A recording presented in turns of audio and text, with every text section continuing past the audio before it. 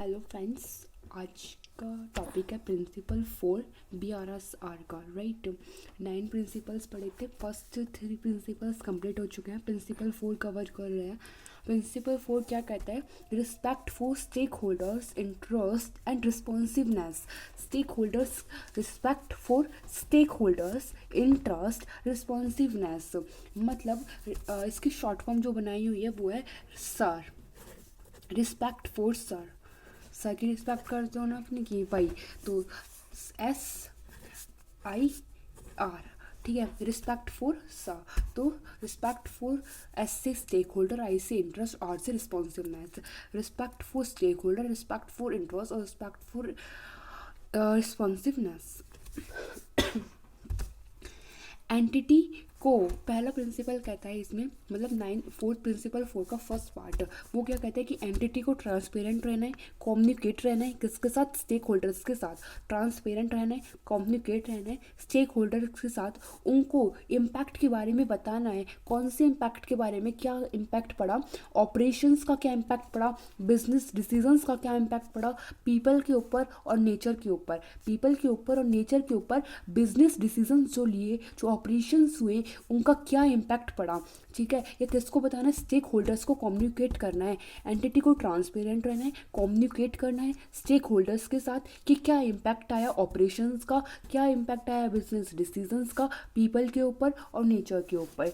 दूसरा पॉइंट कहता है कि एंटिटी को सिस्टमेटिकली डिटरमाइन करना है कि उनके ऑपरेशंस क्या हैं और उनकी इंटरेस्टेड पार्टीज़ क्या हैं। एंटिटी कैसे डिटरमाइन करेगी? सिस्टमेटिकली डिटरमाइन करेगी ऑपरेशंस और इंटरेस्टेड पार्टीज़। ऑपरेशंस के साथ कॉन्टेक्स्ट को लगा दो, इंटरेस्टेड पार्टीज़ को क्या करोगे? आइडेंटिफाई करोगे। तो एंटिटीज़ को सिस्टमेटिकली डिटरमाइन करने पड़ेगा कॉन्टेक्स्ट ऑफ ऑपरेशन, ऑपरेशंस का क्या कॉन्टेक्स्ट में, क्या कॉन्टेक्स्ट है, और इंटरेस्टेड पार्टीज को कैसे आइडेंटिफाई किया। Entity should systematically determine context of operations and identify of interested parties.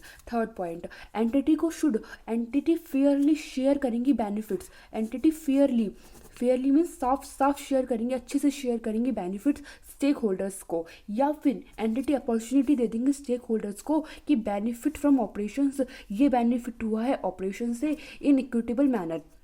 Entity opportunity दे देंगे स्टेक होल्डर्स को कि आप बेनिफिट्स ले लो ऑपरेशन से, ठीक है। Entity should give an opportunity to stakeholders benefit from, जो बेनिफिट हुआ है ऑपरेशन से इन इक्विटेबल मैनर में, उसी मैनर में, ठीक है। तो बुक से रिवाइज कर लेते हैं। Respect for stakeholders' interest and responsiveness. The entity have to be transparent and communicate with the stakeholders about the impact of the operations, business decisions on the people and nature. Entity have to systematically determine the context of their operations and identify their interested parties. Entity should fairly share the benefit of stakeholders or give an opportunity to them to benefit from the operations in equitable manner. हमारा principle 4 complete हो गया है, ठीक है। एक बार मैं revision इससे short से करा देती हूँ फिर भी, ठीक है। हम क्या पढ़ रहे हैं? Respect for stakeholder, interest और रिस्पॉन्सिवनेस।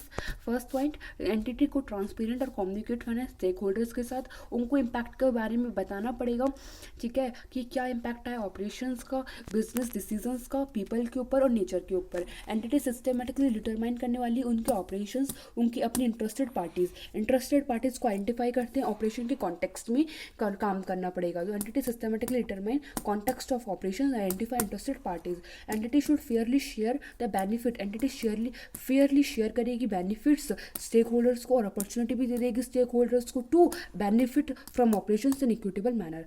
ओके, हमारा प्रिंसिपल 4 कंप्लीट हो जाता है। बस छोटू सा प्रिंसिपल 4। सो अगर आपको मेरी वीडियो अच्छी लगी हो तो कमेंट, लाइक एंड शेयर ज़रूर करें। Thank you so much.